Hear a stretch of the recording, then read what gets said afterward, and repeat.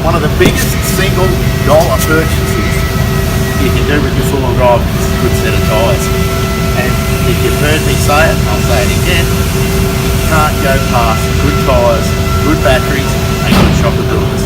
If you hang around Brisbane or a town, who cares what you've got? When you get out there on your own in the middle of nowhere, you really need good stuff. These Cooper STT Pros are what I chose to put on the old 47.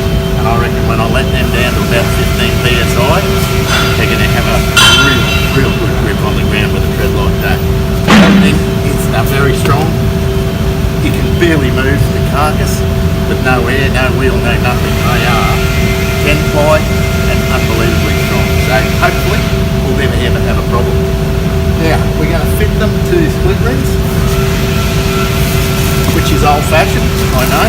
That's what they came with. And that's what they used to do in the old days, and that'll still suit me now. So the first thing, we fit up our tyre tube. You would have seen them as kids, play with them in the water.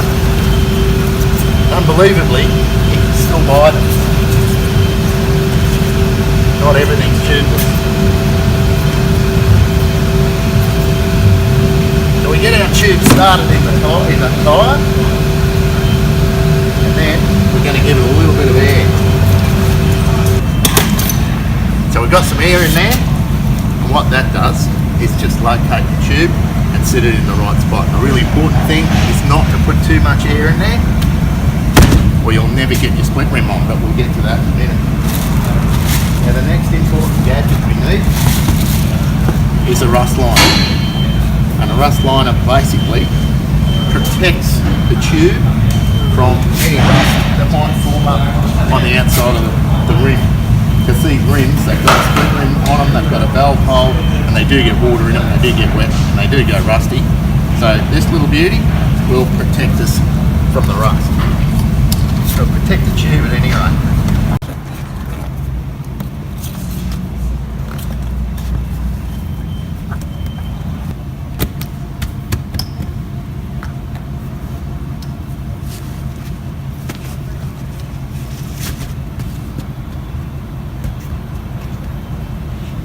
Righto, we've got our rust liner in, everything's good. In the old days you get our tyre tube out of a bag like that, covered in talcum powder.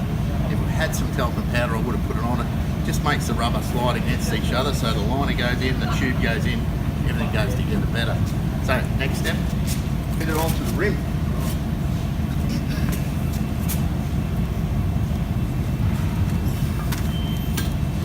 Now obviously that's the outside of the rim, and that's the valve stem. So we want the valve stem on the outside so it's nice and easy to pump the tyres up. So what we've got to do is bend it completely backwards.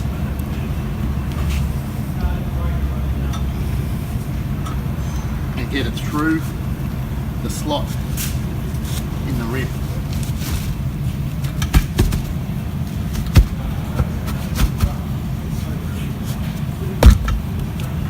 Love me lanolin, it's a great lubricant. And we're just going to run a little bit around the back bead just to help it seat and slide down.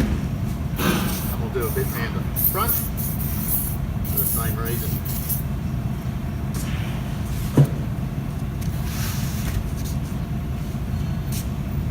Now we've got to make sure that we've got our tyre perfectly positioned so that valve stem is in the middle of the slot. Just makes things better for everyone. Next thing we do, when we fit the ring, we've got to fit this joint in the ring exactly opposite the valve stem.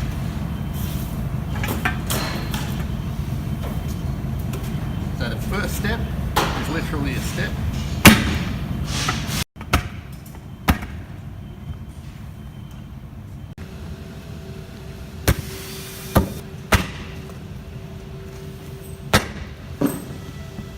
Got it. Yeah, don't do that in your shocks. It really hurts.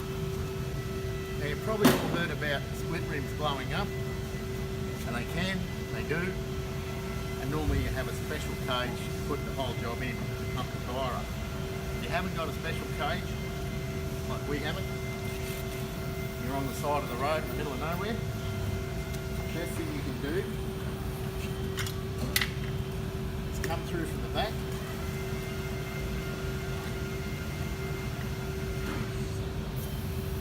And inflate it from the relative safety from behind. This should pop out here shortly.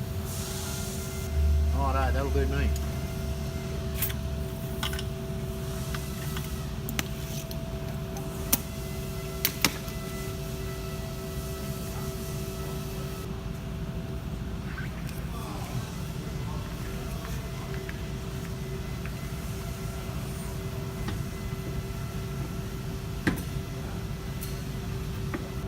And wheel nuts. Just a little bit of grease on each stud.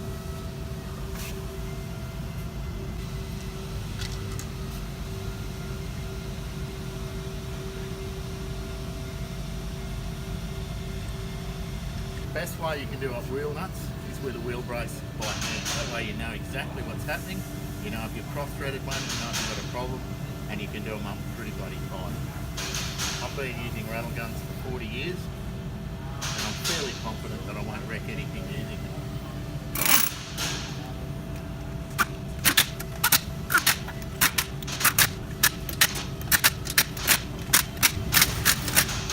There you go, just beautiful. And you notice when you do up the wheel nuts, you go opposite to opposite. As far apart as you can get, one side to the other, and then at the end just run around them in a circle to make sure they're all as tight as each other. When you fit all this brand new stuff, it pays to go back around and check everything after maybe 1,000 to 2,000 k's of operation. So there you go, split rim 101, and I can't wait to get this little beauty out in the bush and see what sort of traction I can get out of it.